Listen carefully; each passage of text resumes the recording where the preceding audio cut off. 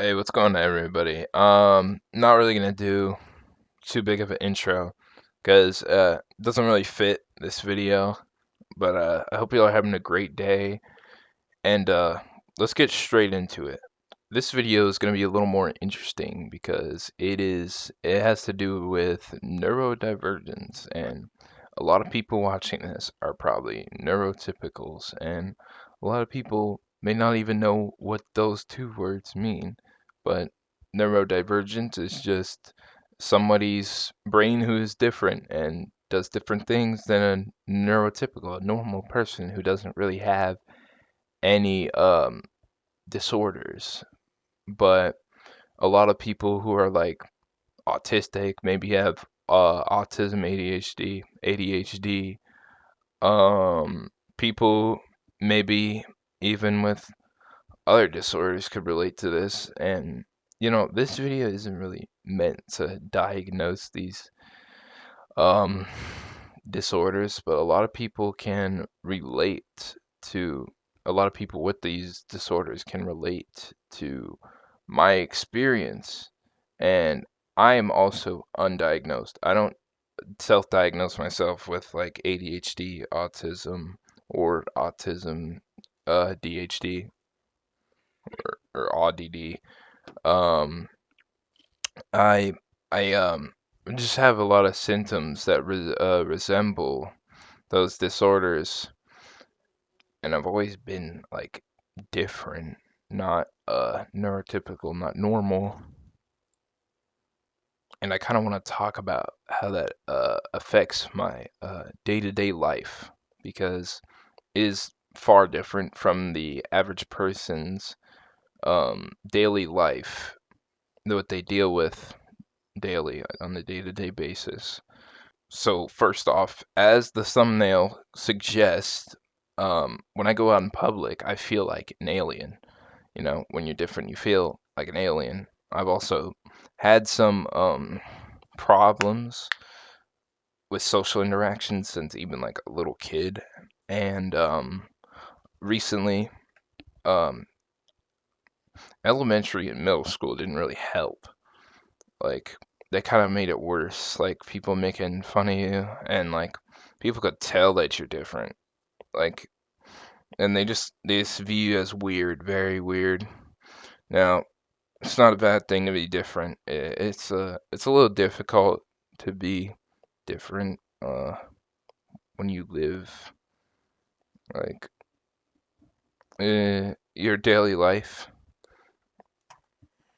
But yeah, like in school, you're gonna feel very like left out usually by neurotypicals, and they kind of make fun of you a lot. Like they might push you around. Uh, Now these problems for me, like they also aren't as bad as they used to be. Like anxiety, like I already had problems with being social since like a little kid for some reason.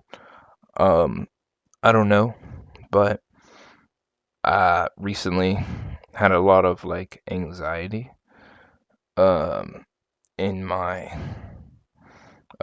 school life and my social life, and I think I've like conquered anxiety for the most part. I still get a little bit of it.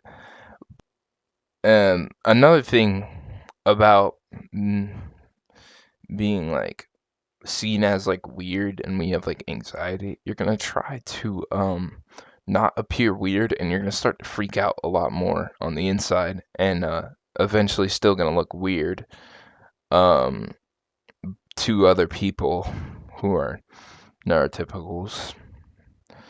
And this is where masking comes in. This is a method used by people with like uh, ADHD or autism.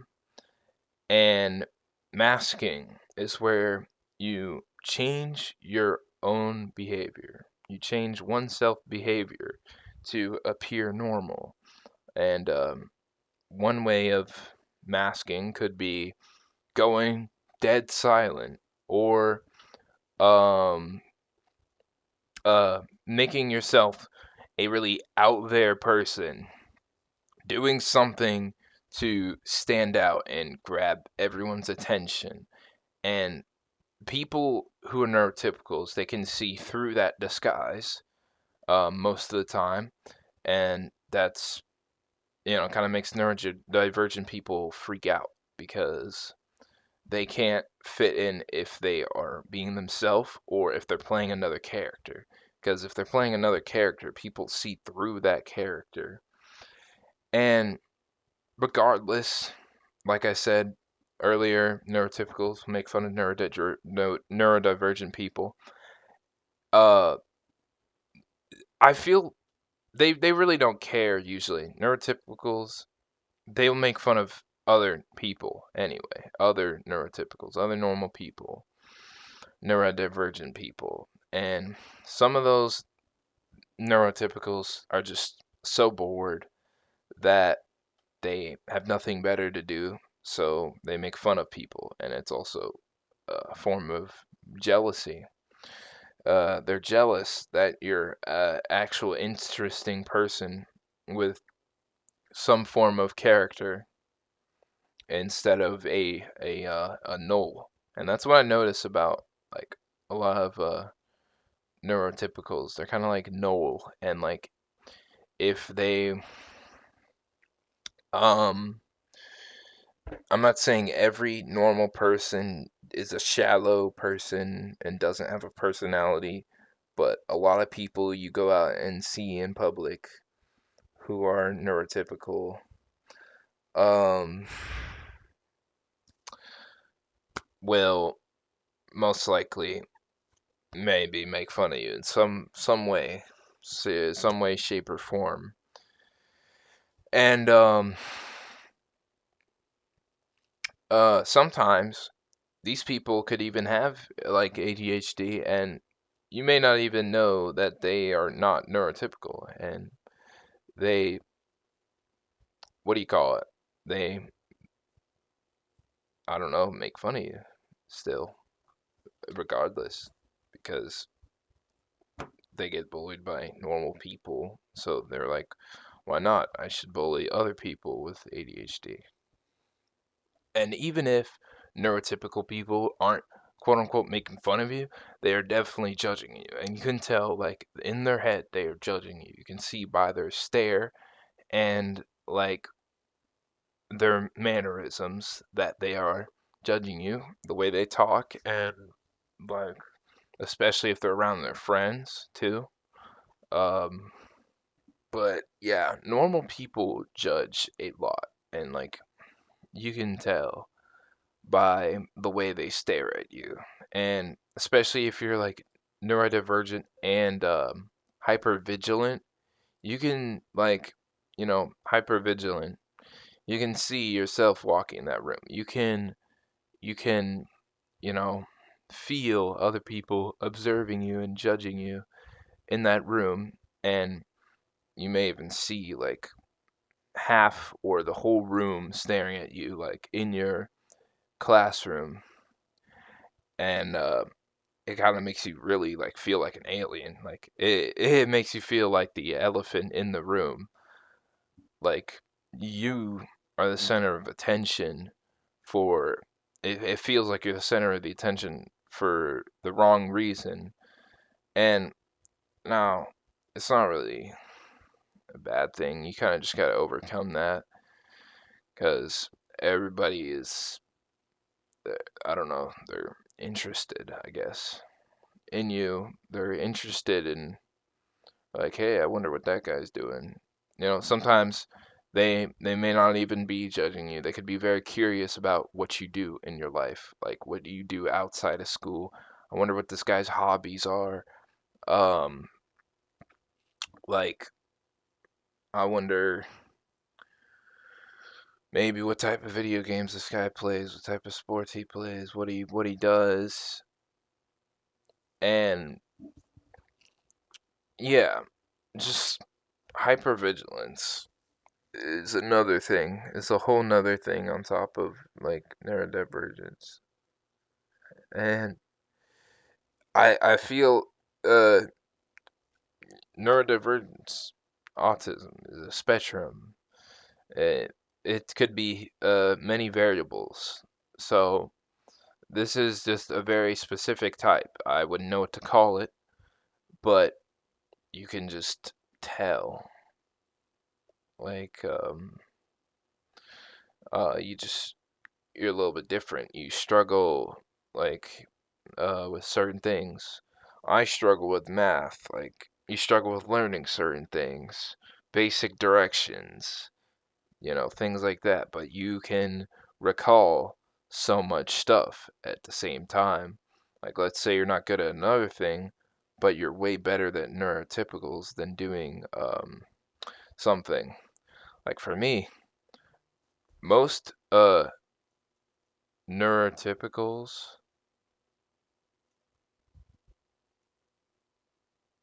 uh sorry, I got a phone call that interrupted me.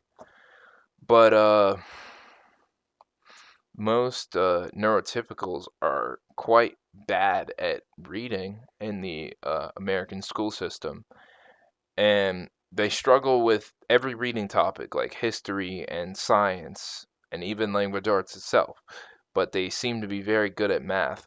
And this is my like way of neurodivergence. I'm not good at math, but there is a type of autism that is good at math, and you could be even better than neurotypicals at math. But for me, I'm better at neurotypicals in the reading subjects like history and science and normal reading, but I can't do math at all, basically. Um, Now, like I said earlier, this doesn't cover neurodivergence as a whole, and this is a very specific type. And I'd say there is certain levels to this. There's neurotypicals, normal people, and you know, they, just however their brain works. Not every normal person is the same either, and uh, they could be good at some things, and that's pretty much how everyone is. Everybody's good at some things, and other people aren't good at other things, and we shouldn't really hate anybody for that or like judge anybody, make fun of them for that. We're all human at the end of the day, but um, that's how it just is for some people. Neurodivergent or not, they can't do certain things, or they can do certain things, or they can do them better than others. Doesn't always have to be a competition anyway. And what I mean by that, I think that there's levels to this is they said when I got tested for ASD, if I did have autism, I'd be on the high functioning side of the spectrum. And they tested me when I was like 4 or 5 years old, and mm, obviously didn't have it, I guess. I'm probably gonna go back and get tested again at some point. I really want to figure out what I have because it's not. It doesn't seem like it's strictly like autism or ADHD, and now it seems more like complex PTSD in my teenage years now. And what do you call it? Um, there's people who are prodigies with neurodivergence, like the people who are math smart with neurodivergence, or you know, uh, they're they could solve crazy math equations, or like they're really interested in rocket science, let's say, and they're good at understanding science and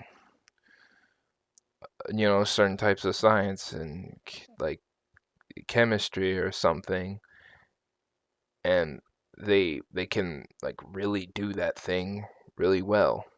Doesn't matter what subject it is, doesn't have to be strictly like in the realm of science or mathematics.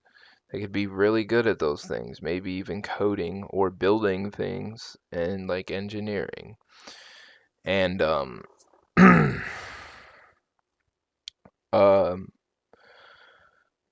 yeah, they could have a really high IQ even, which is quite rare, and they could be above normal neurodivergent people and neurotypicals by having a very high IQ too. And um,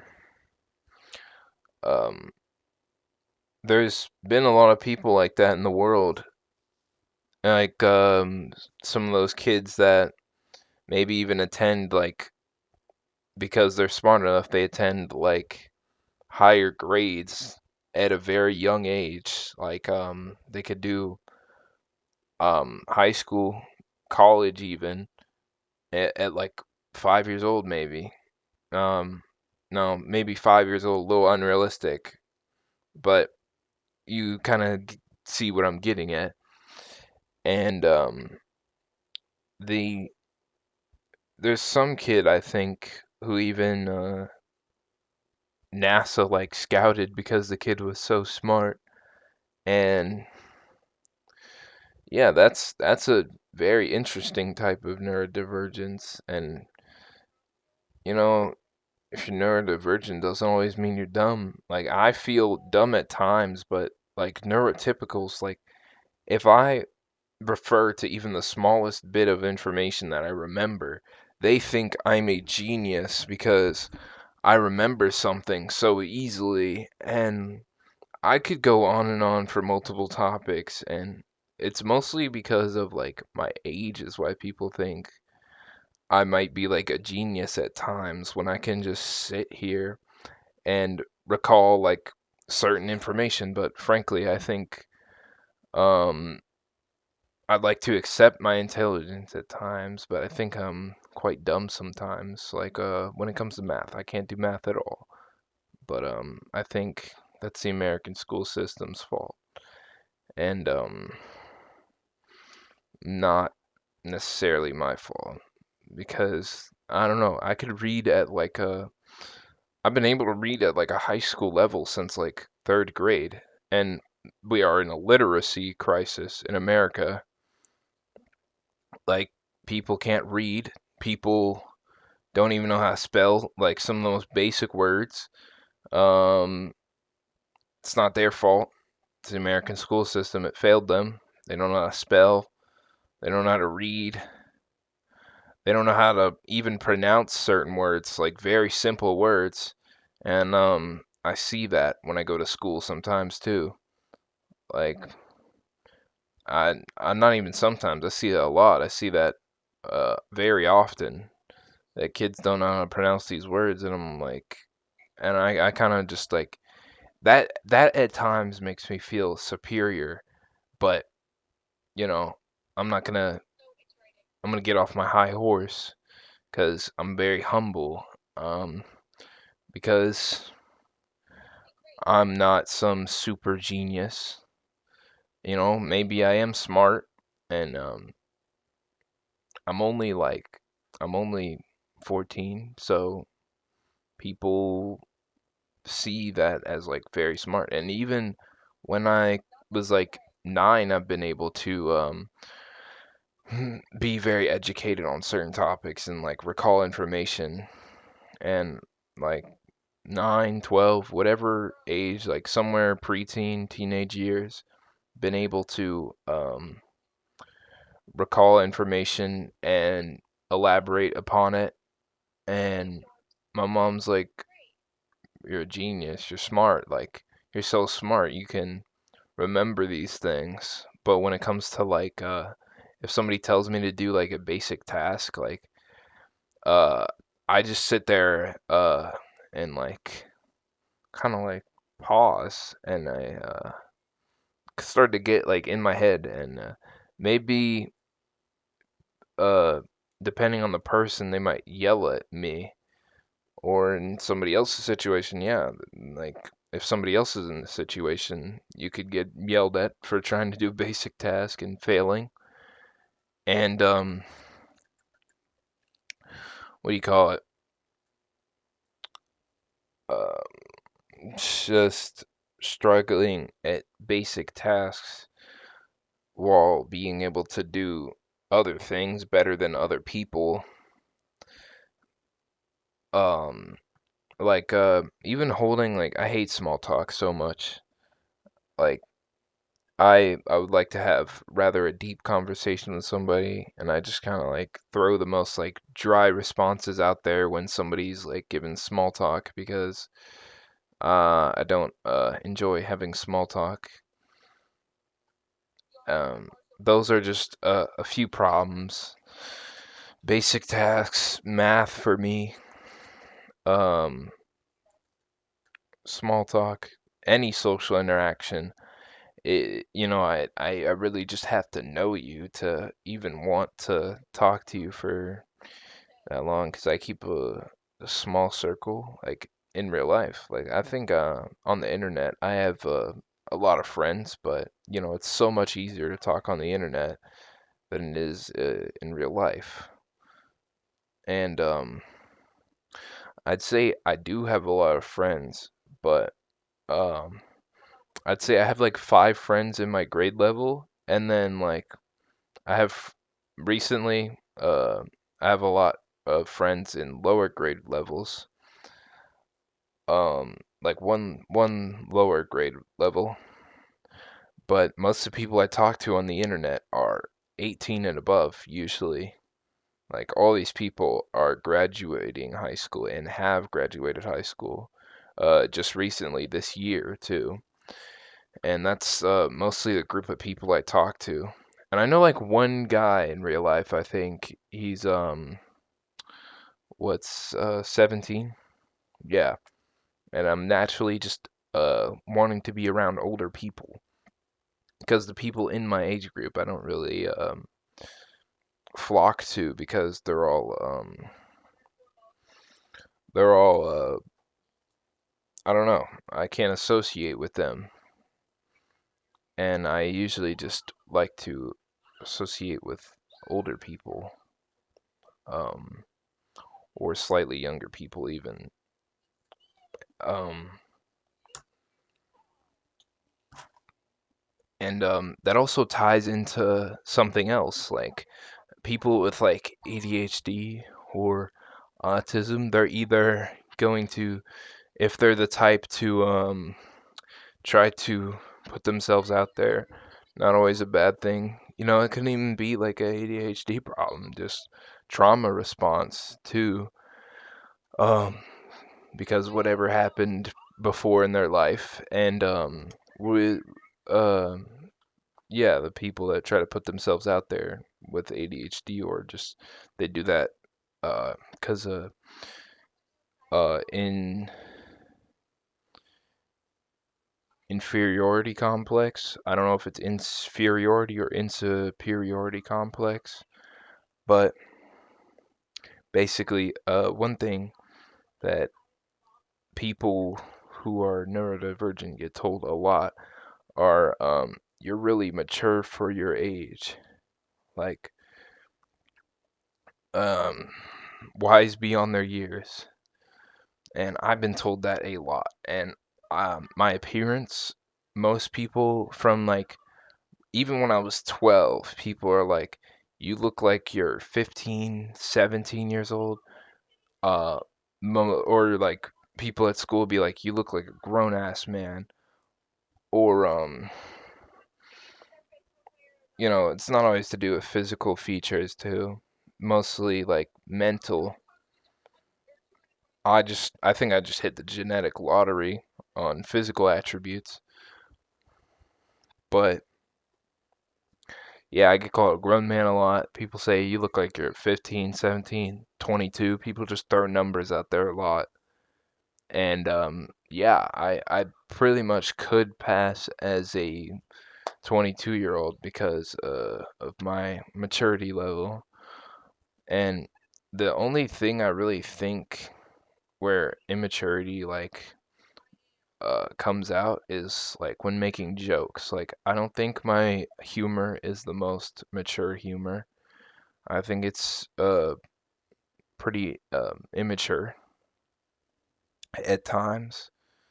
Um, but I think that's a lot of people's humor. You're not really gonna have mature humor anyway. But I can help you relate to some of your life experiences, or if you're neurodivergent or something. I think this is a pretty filled video. Um, I hope I covered the topic the best of my abilities. I hope I covered the topic well. This is a quite lengthy video, quite filled video, filled with information. And I think I'm gonna leave this here. I hope y'all have a great day. This has been a good one. Um, I'll see y'all in the next one.